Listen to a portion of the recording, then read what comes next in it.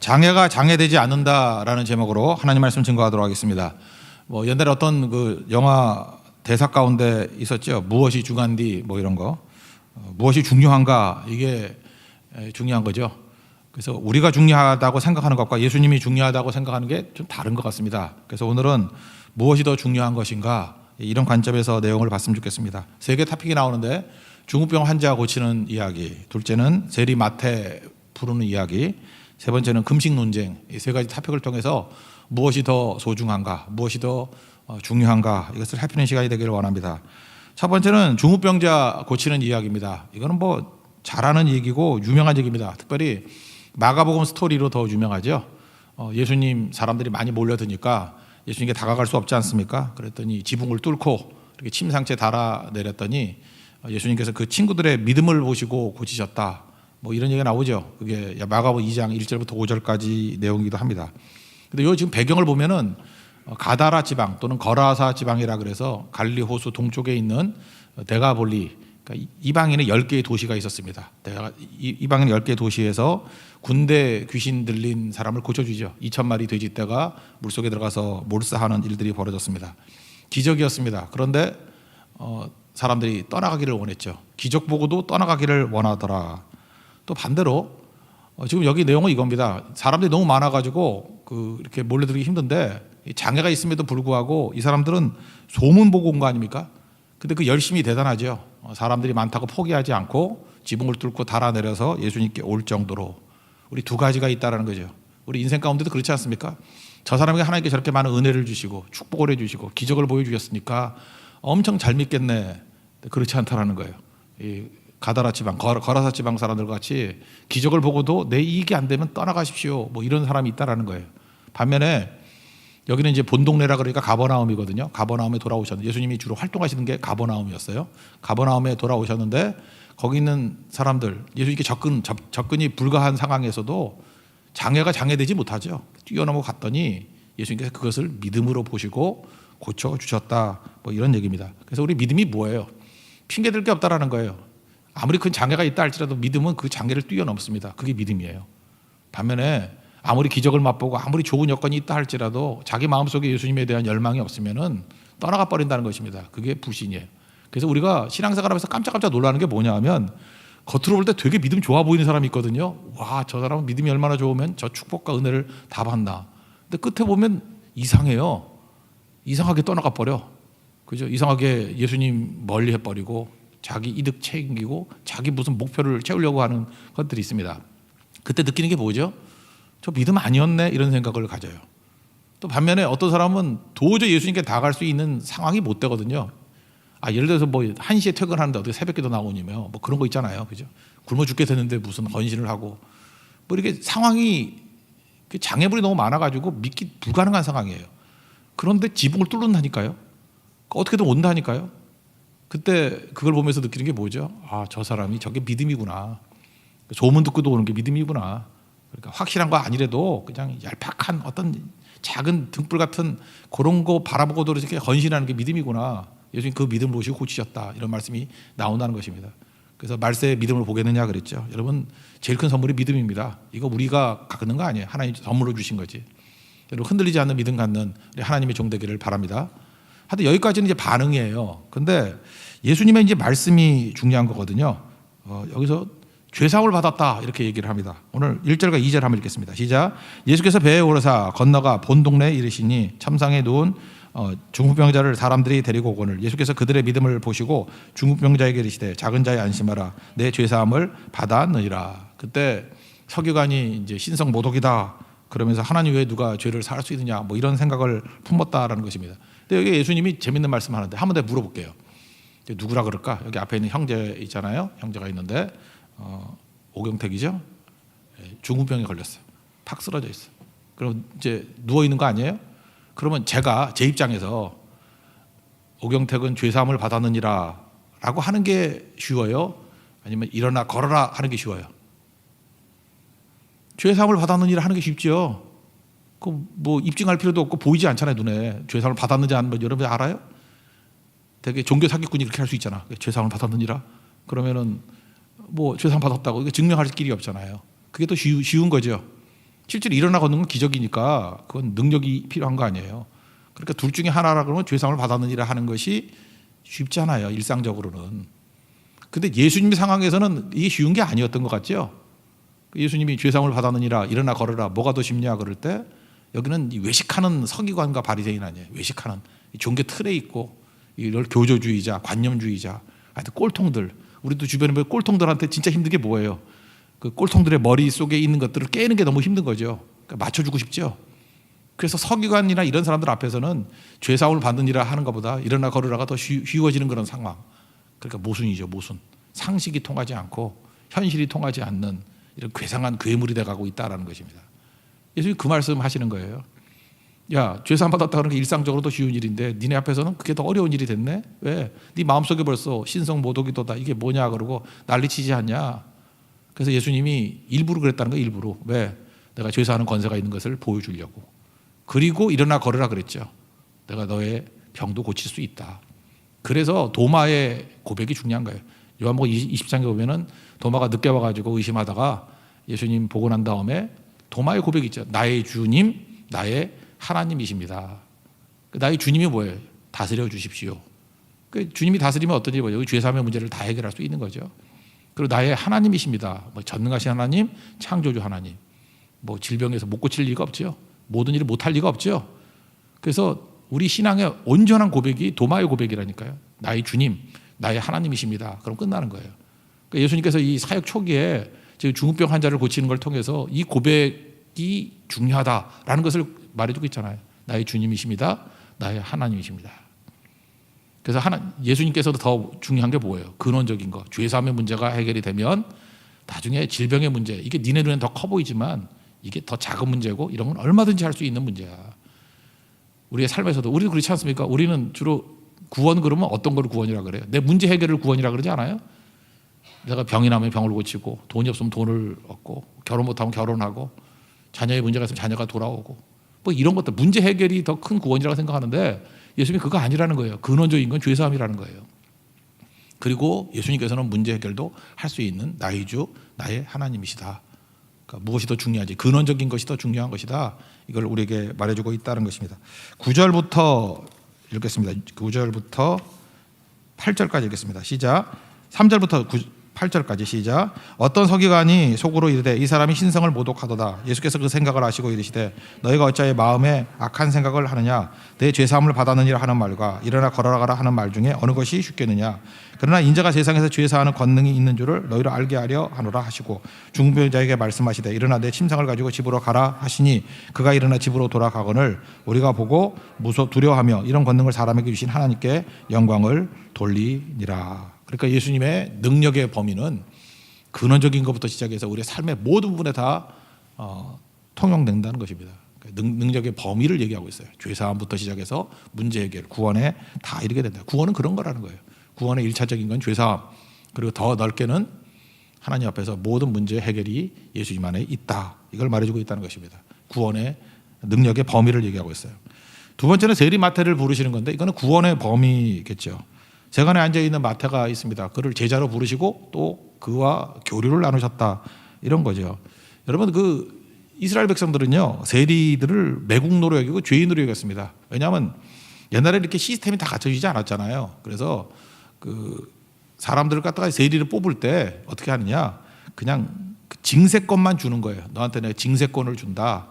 그래서 만약에 세금을 모아야 되는 게 한 100억쯤 된다 그러면 그냥 징세권만 주는 거예요. 근데 그 지역에 있는 사람들에게 100억만 모으겠어요?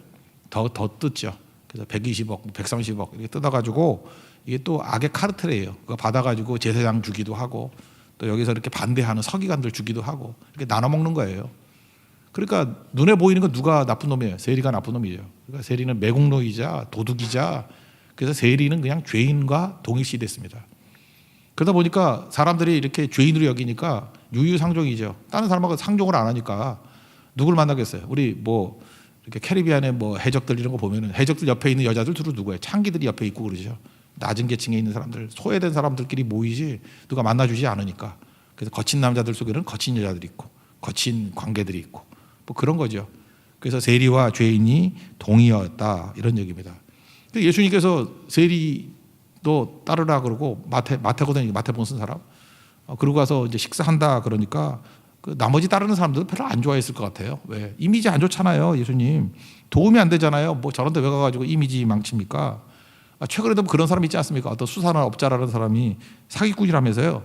근데 그 사람하고 사진 찍어가지고 뭐 어려움이 있고, 뭐 이렇게 선물 받아가지고 어려움이 있고, 또 선물 받으면 뭐 대통령이 준 선물은 또 이렇게 다 모아놨대. 사기친 사람 다 그러잖아요. 뭐 누구하고 있는 거 사진 찍어놓고 진짜 준 것도 아니라며. 그러니까 이런 사기꾼들하고 어울리면은 좋을 거 하나도 없잖아요. 이미지. 예수님이 그런 상황에 놓여 있다는 것입니다. 이 사기꾼 이미지 갖고 있는 사람하고 교류하면 뭐가 좋겠어요?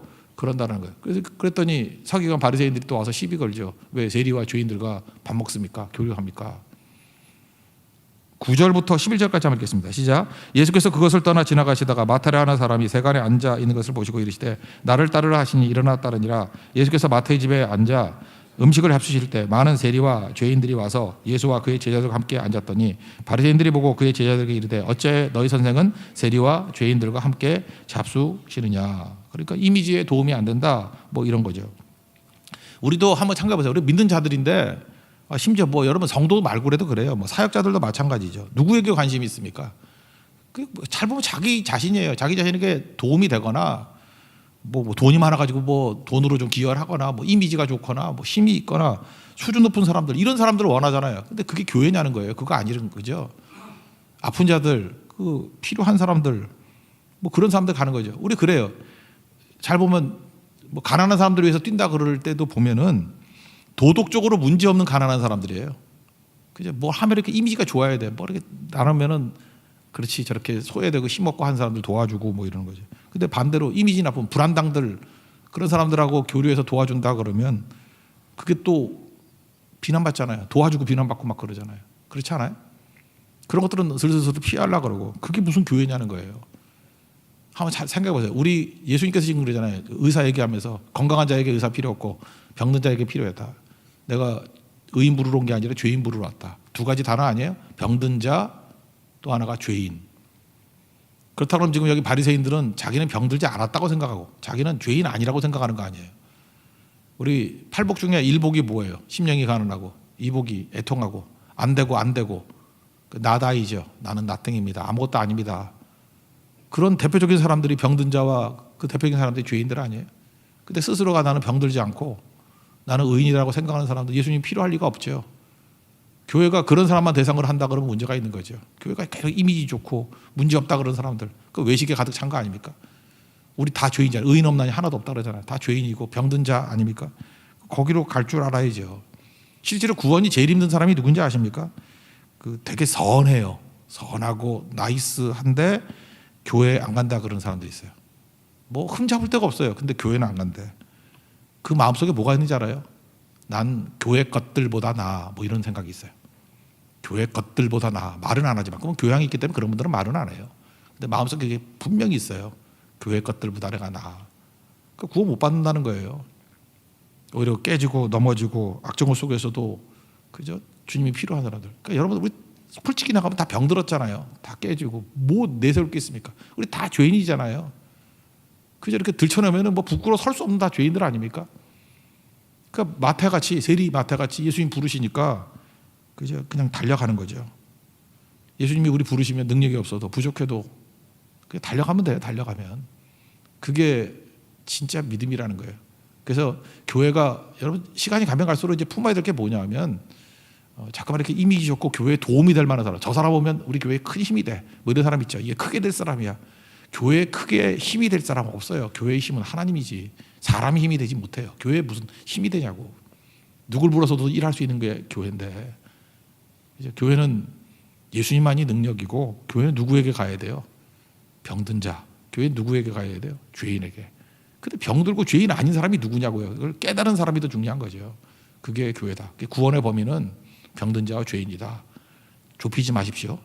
이 구원의 범위가 넓어야 돼. 능력의 범위도 넓어야 되지만 구원의 범위도 넓어야 된다. 그러니까 제일 좋은 사람 누구예요? 주님이 부르면 빨리 가야 돼요. 이게 마음이 가난한 사람이에요. 마태 보세요. 나 같은 사람을 불러주시네 막 하고.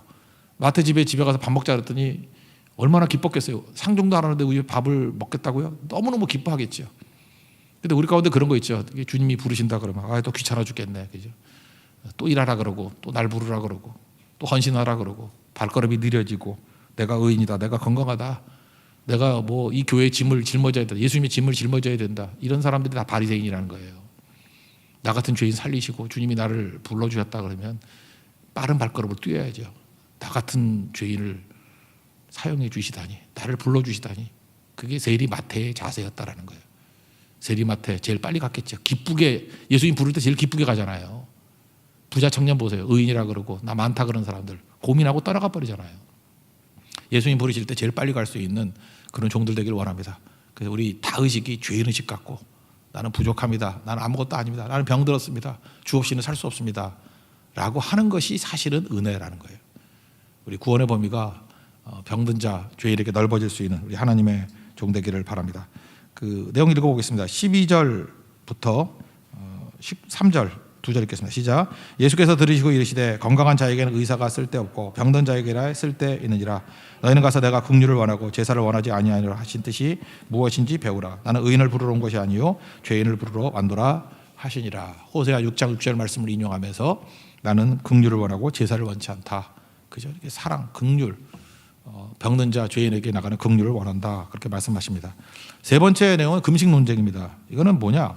얼마나 우리가 자기 중심적인지를 보여주는 거예요. 우리는 경건한 일을 하면서도 자기 중심적이에요. 신앙적인 일을 하면서 자기 중심적이라고요. 이게 무슨 얘기냐면 나는 하는데 왜 너는 안 해? 뭐 이런 거죠. 요한의 제자들이 있었습니다. 그 세례 요한에게 훈련을 잘 받았는가 봐요. 뭐 감옥에 갇혀 있어서 그런지 모르지만 우리는 금식하는데 왜 예수님 제자들은 금식 안 해요? 이랬다는 거예요. 우리도 금식하고 또 바리새인들도 형식주의자니까 금식하는데 왜 금식 안 합니까? 그랬다는 거예요. 14절 읽겠습니다. 시작. 그때 요한의 제자들이 예수께 나와 이르되 우리와 바리새인들은 금식하는데 어찌하여 당신의 제자들은 금식하지 아니하나이까? 우리 다 그러죠. 자기가 익숙한 거 또는 어려서 배웠던 것들, 그런 것들이 기준이 되는 경우가 많아요. 그래서 나는 하는데 왜 너는 안 해요? 뭐 이런 거. 그죠? 나는 여러분 새벽기도 하시는 분들이니까 나는 새벽기도 하는데 왜 너 새벽기도 안 해? 새벽기도 하면 유익이 있죠. 새벽기도 안 한다고 뭐 다 죄인 그런 건 아니잖아요. 그죠? 나는 하는데 왜 너는 안 해? 그러고 내가 한 몇 년 전인가 한번 연락 받은 적이 있는데 한 4년 전인가 어떤 지방에 있는 어떤 목사님이 와가지고 같은 나 어딘지 모르겠어요. 우리 교회인지 내가 전에 있던 교회인지 잘 모르겠는데 하여튼 저한테 양육을 받았다 그런 어떤 형제래요. 근데 지방에 있는 교회에 내려와가지고 막 난리를 쳤대요. 막 싸우면서 목사님하고 왜 그래? 그랬더니 죄송하다고 내가 듣자마자 죄송하더라고요. 저한테 양육받았다 그러는데 가서 싸웠다 그러니까 얼마나 죄송해요. 그래서 왜 그러냐 그랬더니 이 교회는 망할 놈의 교회라고 그랬대요. 왜 그러냐 했더니 선교도 안 하고.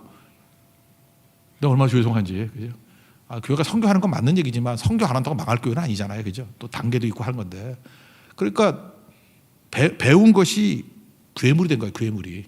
이거는 옳고 저건 다 틀리다. 괴물이 돼버리고 괴상해지고 변질돼가지고 제가 아는 그 목사님 굉장히 훌륭하신 분이거든요. 얼마나 이게 겸손하고 영적이고 유익이 되게 많은 건데 이제 그 형제가 좀 잘못 배운 거죠. 그죠? 자기가 배운 것만이 진리고 나머지 그거 아닌 거는 다 틀린 거다 그래가지고 무리를 일으킨 거죠.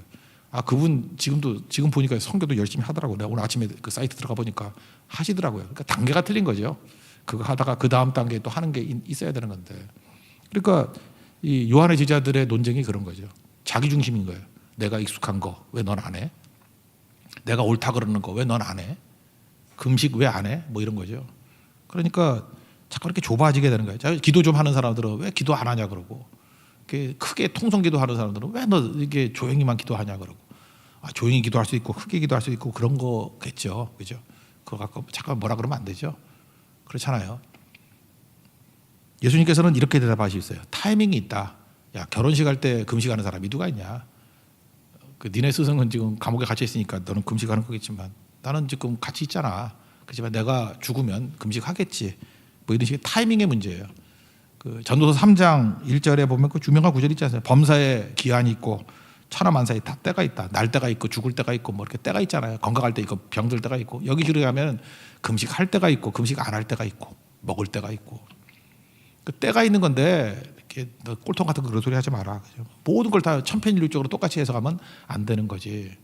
그러니까 뭐야, 이 사람도 옳은 걸 하면서도 자기 중심적이 돼버리니까 자꾸 정죄하잖아요. 그거 아니죠. 하나님의 관점에서 좀 넓어지고 하는 것들이 필요한 거겠죠. 그래서 예수님 대답은 일단 타이밍에 관한 문제를 가지고 얘기를 합니다. 15절 읽겠습니다. 시작. 예수께서 그들에게 이르시되 혼인집 손님들이 신랑과 함께 있을 동안에 슬퍼할 수 있느냐? 그러나 신랑을 빼앗길 날이 이르니 그때는 금식할 것이니라. 금식할 때가 있고 또 먹을 때도 있고, 이 타이밍 반대로 가가지고 막 정죄하면 안 된다라는 것이 있고요. 또 하나는 이제 두 가지 예인데 이거 같은 얘기겠죠. 어떤 배로 만든 게 있잖아요. 삼배. 우리 그 장례식 같은 거 치를 때 보면 이렇게 배옷 입잖아요. 그죠? 배옷 입는데 얼기설기 이렇게 돼 있잖아요. 근데 생배 조각을 낡은 배 조각에 갖다 붙이면은 그 뭐라 그러죠? 신축성에 차이가 있죠. 이렇게 탄력의 차이가 있잖아요. 그래서 새 거는 탄력이 있으니까 잡아당겨 가지고 이렇게 헤어지지 않느냐. 요즘에야 뭐 이렇게 기어서 입는 일이 별로 없기 때문에 그렇지만 상식이 그렇잖아요. 신축성이 센 거와 약한 것을 갖다 붙이면은 차이가 있으니까 찢어지겠죠. 이렇게. 그렇게 하는 사람이 누가 있느냐? 또 하나, 옛날에는 포도주를 가득 부재에 넣는가 봐요. 그러면 이게 그 산화가 되면서 이렇게 기포가 나오니까 부피가 늘어나잖아요. 그죠? 근데 새 거를 넣으면은 이미 늘어나서 얇아져 있는 것인데 또 다시 산화돼 가지고 이렇게 기포가 생겨 가지고 늘어나면 터질 거 아니냐. 그래서 새 포도주는 새 부대에 넣어야 된다라고 하는 거죠. 이게 무슨 얘기예요? 자기 자신의 선입견, 자기 자신의 어떤 고집, 이런 것들이 새로운 하나님 것을 담는 것에 부담이 되면 안 된다는 거예요. 그 어떤 사람들 보면, 그래서 여러분들 그런 거 있지 않습니까? 어떤 부흥기가 오면은, 저도 뭐 이렇게 사역을 하다 보니까 이제 돌이켜 보니까 언제 부흥이 일어났냐 이렇게 보면, 제가 처음 부임했을 때, 전도사 부임했을 때 그 교회도 그랬고, 그러니까 이전 교회 제가 부임했을 때도 초창기 때 그랬던 것 같아. 어떤 게 강력하게 자기 틀에 사로잡힌 사람들이 있잖아요. 근데 묘한 게 뭐냐, 부흥이 있기 이전에 그런 사람이 다 떠나가 버려. 뭐 없어져 버려. 그 다음부터 부흥이 일어나더라고. 그러니까 새 포도주는 새 부대에 그런 거죠. 그 이유가 뭐냐?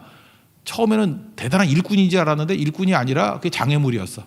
왜냐하면 자기 고집 부리다가. 그래서 이게 깨지고 난 다음에 확 일어나게 되더라고요. 그렇다 그러면 내가 장애물이 될 수 있잖아요. 내가. 그렇잖아요. 내 고집. 이게 맞다. 이거 왜 안 그러지? 그게 찢어져서 터져버리든지 아니면은 새 부대가 되든지.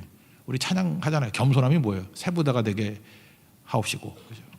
나주님의 기쁨 되기 원하는 그 찬양 있잖아요. 그죠? 새 부대가 되게 해달라고. 근데 틀이 다 깨지게 해달라고. 이거 대표적인 데가 어디냐? 고린도 교회가 그랬거든요. 고린도 교회는 자기 기준 가지고 상대방을 정죄했어요. 은사가 많았잖아요. 자기 은사만 중요하고 남의 은사는 별거 아니라고 자꾸만 그러니까 싸움만 벌어지잖아요. 그때 고린도 교회를 향해서 사도 바울이 했던 얘기, 이게 중요한 거거든요. 내 틀을 깨버리는 게 중요하다는 거. 9장 19절부터 23절까지 나오는데 그런 말씀이 나오죠. 내가 모든 사람에게 자유인이지만 종이 되었다. 바울이 내가 자유가 있는데 내가 종이 되었다. 그래서 유대인들에게는 내가 유대인같이 되고, 또 율법 아래에 있지 않지만 율법 아래에 있는 사람에게는 율법 지키는 사람 같이 하고, 율법 없는 자들에게는 또 율법 없는 자 같이 되고, 약한 자들에게는 약한 같이 되고, 뭐 여러 사람에게 여러 모양으로 내가 이렇게 변형됐다. 이유가 뭐냐? 아무쪼록 몇 사람이라도 구원하고 하려고. 바울의 자세, 이게 고린도서 9장 19절부터 23절. 내가 복음을 위하여 모든 것을 행하면 복음에 참여하고자 함이라. 그러니까 내 틀에 복음을 우겨 넣으려고 그러지 말고, 복음이 얼마나 큰 개념이에요. 그러면 그걸 다 담으려고 그러면 뭐예요? 나다 이버 크라이스트. 내가 깨져야죠. 자기 거 고집해가지고는 아무것도 안 된다. 나라는 에고 때문에 복음의 본질이 훼손되지 않기를 원한다.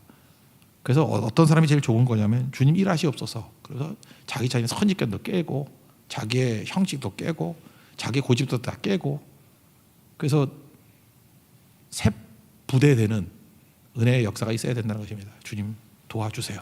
그러면 하나님 앞에 잘 쓰임받을 수 있다는 것입니다. 그러니까 오늘 중요한 게 뭐예요? 나보다 중요한 것은 복음이다. 그죠? 복음이 전파된다 그러면 얼마든지 내 기존 선입견과 내 고집이 다 깨져야 된다. 그래서 무엇이 중요한디 하면서 세 가지 했죠. 능력의 범위, 내가 생각하는 그 문제 해결만이 능력이 아니고 죄사함부터 시작해서 이 근원이죠. 삶의 모든 문제까지 예수님이 이루신다. 나의 주 나의 하나님이시다. 그리고 구원의 범위, 우리는 이미지 좋고 나이스한 사람만이 아니라 병든 자와 죄인까지 넓어져야 된다. 그리고 금식 논쟁, 이게 중요한 게 뭐죠? 복음의 역사하기 위해서는 내 고집과 내 선입견이 장애물이 돼서는 안 되고, 그 계속 그 고집 부리면 버림받는다는 거예요. 너 없이 다른 사람 데리고 일할래? 그런다는 거예요. 그러니까 새 부대가 되게 주십시오. 그래야 주님의 기쁨이 된다는 것입니다. 그렇게 쓰임받는 믿음의 종 되기를 축원합니다. 자리에서 일어나겠습니다. 나주님의 기쁨 되기 원하나요? 찬양하겠습니다.